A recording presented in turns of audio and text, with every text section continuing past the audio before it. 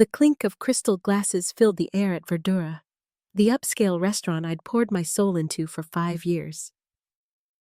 It was our 10th anniversary, a milestone I'd imagined celebrating with quiet pride alongside my husband Nathan and our closest friends. Instead, as I raised my glass for a toast, my mother-in-law, Evelyn, stood with a smile that chilled me to the bone. "To new beginnings," she said, her eyes glinting with something I couldn't place. Then she dropped the bomb that shattered my world.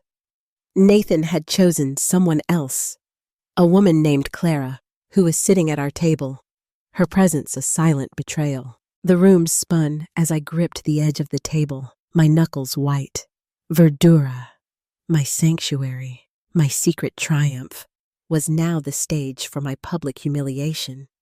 I'd built this place with my late aunt's inheritance, keeping my ownership hidden from Nathan and his family to protect my dream from their judgment. Evelyn had no idea she'd chosen my restaurant to announce my replacement. And Nathan? He wouldn't meet my eyes, his silence louder than any confession. But this wasn't the end of my story. It was the beginning of a journey I never saw coming. One filled with secrets, betrayals, and a truth that would redefine everything I thought I knew. 10 years ago, I, Lila Moreno, stood under a canopy of fairy lights, promising forever to Nathan Harper, a rising architect from a prominent Seattle family. His parents, Evelyn and Richard, had disapproved of me, a chef with immigrant roots and unrealistic ambitions, but Nathan had been my defender, whispering, "They'll love you once they know you." I believed him, pouring myself into our marriage, dimming my light to fit their polished world. Verdura was my rebellion, born from Aunt Rosa's modest inheritance. I'd bought the failing bistro 4 years into our marriage, transforming it into a culinary gem while pretending to Nathan I was just a consultant. The lie was my shield, guarding my dream from Evelyn's barbs about my hobby and Nathan's growing disinterest in my passion. That night, as Evelyn's words hung in the air, I felt the weight of a decade's compromises crash down.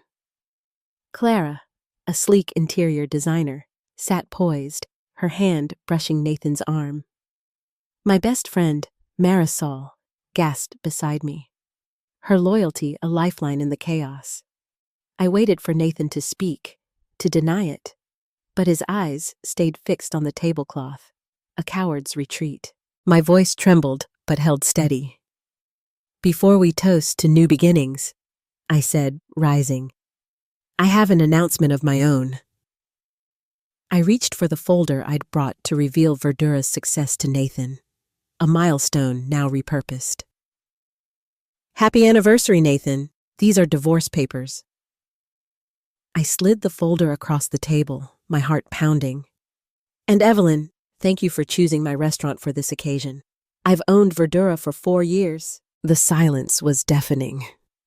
Evelyn's glass slipped, splashing wine across her silk dress. Nathan's head snapped up, shock replacing his guilt. Clara's composure cracked, her eyes darting between us. I turned and walked out, Marisol at my heels, leaving behind the life I'd fought so hard to fit into. As I stepped into the cool Seattle night, my phone buzzed with a text from an unknown number. "Lila, don't trust what you saw tonight. Meet me tomorrow. I know the truth about Nathan." My pulse raced. Who was this, and what did they mean by the truth? Marisol drove me to her apartment, where I collapsed, the adrenaline fading into raw pain. "How did I miss this?" I whispered, staring at the ceiling. Marisol, fierce and practical, handed me a glass of water. "You didn't miss it, Lila. You were too busy trying to please them." The mysterious text gnawed at me, but I needed space to think. Marisol suggested her family's cabin in the Cascades, a secluded retreat with no cell service, a perfect place to disappear. I agreed, packing a bag with essentials and my aunt's recipe journal, a relic of comfort and creativity. The cabin was a rustic haven, surrounded by towering pines and a rushing creek. Alone, I cooked, journaled, and let the silence peel back layers of self-doubt. I wrote about the moments I'd ignored, Nathan's late nights, Evelyn's subtle jabs, my own silence to keep the peace. I realized I'd lost myself, not just to Nathan's betrayal, but to years of shrinking to fit his world. One night, as I sat by the fire, a knock startled me. My heart leapt. Had Nathan found me? I grabbed a kitchen knife, peering through the window. A woman stood outside, her face half hidden by a scarf. "Leela, it's Clara," she called softly. "I sent the text. Please, let me in." Clara wasn't Nathan's lover. She was his sister, hidden from me for a decade. Evelyn had orchestrated the dinner to manipulate me, but Clara's presence wasn't what it seemed. She had her own secrets to reveal, ones that would unravel the Harper family's facade. I hesitated, then opened the door, knife still in hand. Clara unwrapped her scarf, revealing features eerily similar to Nathan's.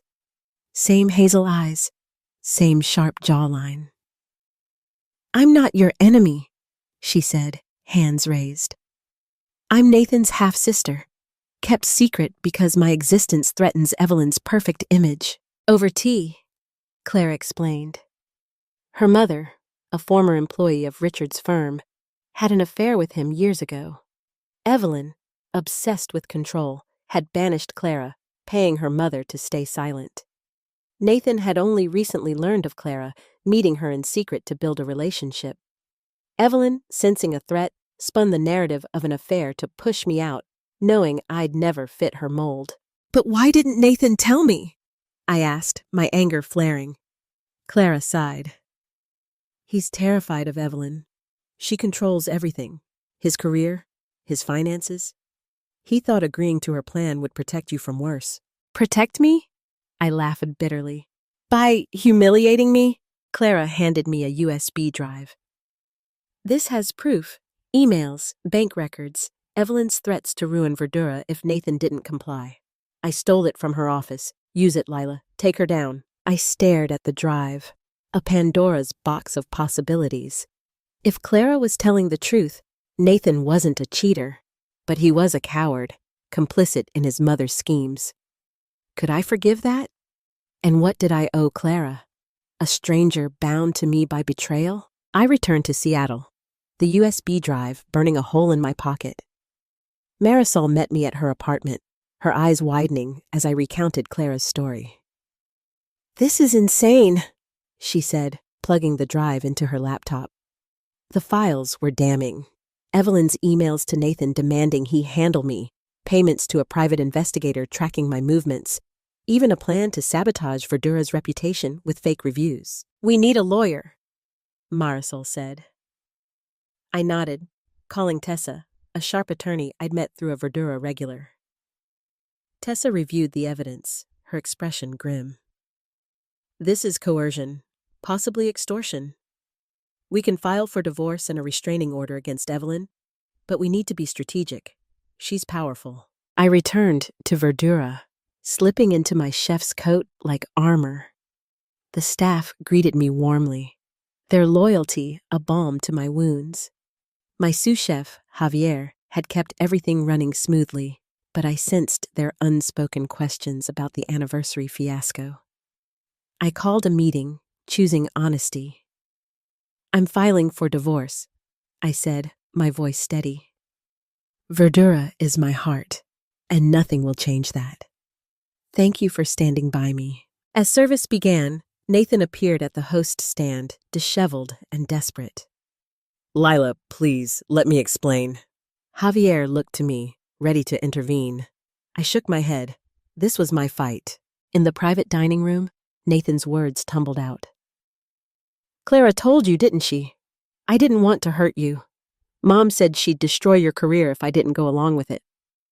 His eyes pleaded for forgiveness, but I saw the truth. He'd chosen his family's approval over our vows. "You let her humiliate me," I said, my voice cold. "You could have told me about Clara, about Evelyn's threats. Instead, you lied." I handed him the divorce papers Tessa had drafted. Sign these, Nathan, or I go public with everything. He flinched, but before he could respond, the door burst open. Evelyn stormed in, her face a mask of fury. "You ungrateful little... How dare you threaten my son?" Evelyn wasn't just protecting her family's image, she was hiding a deeper secret. The USB drive contained evidence of her embezzling from Richard's firm. Funds she'd used to control Nathan and silence Clara's mother. My divorce wasn't just personal, it was a threat to her empire. Evelyn's eyes narrowed as she spotted the divorce papers. "You think you can ruin us? Verdura will be ashes before I let you win." Her threat echoed Clara's warnings, but I was done cowering. "Actually," I said, pulling out my phone, "I've already sent the USB files to Tessa. She's meeting with a prosecutor tomorrow." "Embezzlement, Evelyn. How will that look for the Harper name?" Her composure cracked, her hand trembling. "You have no proof. Then call my bluff," I said, meeting her gaze. "But know this, Verdura is mine, built without a cent of your money. You can't touch it." Nathan stepped between us, his voice shaking. "Mom, stop. This has gone too far." For the first time, I saw defiance in his eyes, not for me, but for himself. "I'm done being your pawn." Evelyn's face paled, but she recovered quickly, storming out with a final warning. "This isn't over, Lila." Nathan lingered, signing the papers in silence before leaving, his shoulders slumped. Tessa moved fast, filing the divorce and presenting the embezzlement evidence to authorities. Evelyn's influence delayed immediate charges, but the scandal leaked to the press, tarnishing her reputation. Verdura, meanwhile, thrived, its authenticity drawing crowds weary of Harper drama. 6 months later, I stood in the kitchen of Sabor, my new restaurant, named for the Spanish word for flavor and inspired by Aunt Rosa's vibrant recipes. Verdura remained my flagship, but Sabor was personal, a celebration of my Mexican heritage, with murals of my family's village adorning the walls. The divorce was finalized, the settlement fair. Nathan had moved to Portland, starting over with a small design firm. Clara, now a friend, had launched her own design studio in Seattle, free from Evelyn's shadow. Evelyn herself faced legal scrutiny, her empire crumbling as Richard distanced himself from her schemes. Opening night at Sabor was a triumph. Marisol, Javier, my parents, and Clara filled the dining room, their laughter a testament to my rebuilt community. I raised a glass, my voice clear. To Sabor, to living boldly, loving fiercely, and cooking from the heart. As I circulated, Javier pulled me aside. "Someone's here to see you, chef. Outside." My heart skipped, expecting Evelyn's last stand. Instead, it was Richard, Nathan's father, looking weary but sincere. "Lila, I failed you," he said quietly. "I let Evelyn control everything. I should have stood up for you." He handed me a letter. "This is from Nathan. He asked me to deliver it tonight." Final twist. The letter wasn't just an apology. It revealed Nathan had been working with Clara to gather evidence against Evelyn long before the anniversary dinner. He'd stayed silent to protect me from Evelyn's wrath, a misguided sacrifice that cost him our marriage. The letter ended with a gift, a donation to Sabor's community kitchen program, anonymous, but from him. I tucked the letter away, feeling not pain, but closure. Richard's apology, Nathan's gesture, Clara's alliance, they were threads in a tapestry I'd woven myself. Sabor's lights glowed behind me, reflecting a life rebuilt on my terms. A year later, Cuisine Pacific named me Chef of the Year. Sabor's cover features celebrating authenticity in every bite. I walked through its kitchen, mentoring young cooks like Elena, who saw in me a path to their own dreams. Evelyn's trial loomed, but it felt distant, a fading echo of a life I'd left behind. On my balcony, overlooking Seattle's skyline, I sipped coffee, Aunt Rosa's journal open beside me. A new recipe took shape, bold and unapologetic, like the woman I'd become. I was Lila Moreno, chef, creator, survivor, not defined by betrayal, but by the strength to rise, the courage to uncover truth, and the joy of living authentically.